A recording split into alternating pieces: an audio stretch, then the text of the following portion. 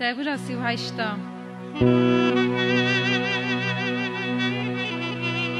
یا خدا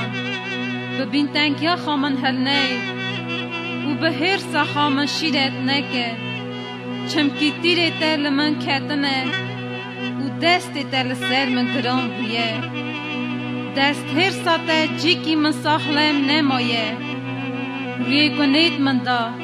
هستیت من دا راحتی نمایه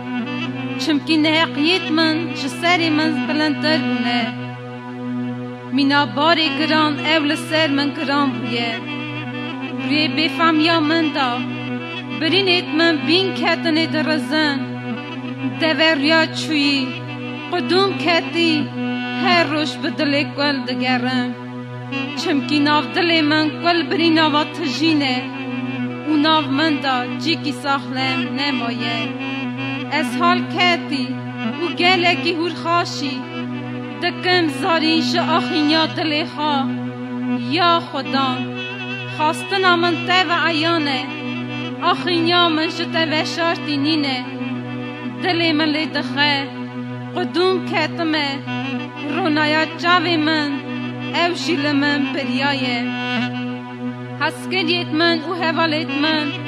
خواد دور دگرن شبرینیت من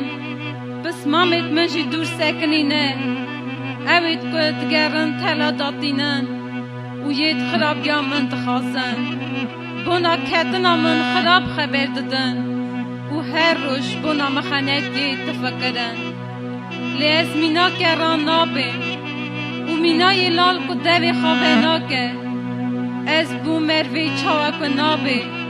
و دوی ویدا جابک تنه از خاد سپرمت ده خدانو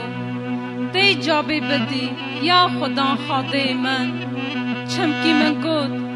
برا او دل خامشان نکن و فرناق نبن کاوانگی من بشمته وایه از کتنا خاد بینم هر گاف کلا من بر بینا منه از نهقیت خوا قبول دکم بو نگنهید خوا داد شوتم لبر گنهید خوا دادم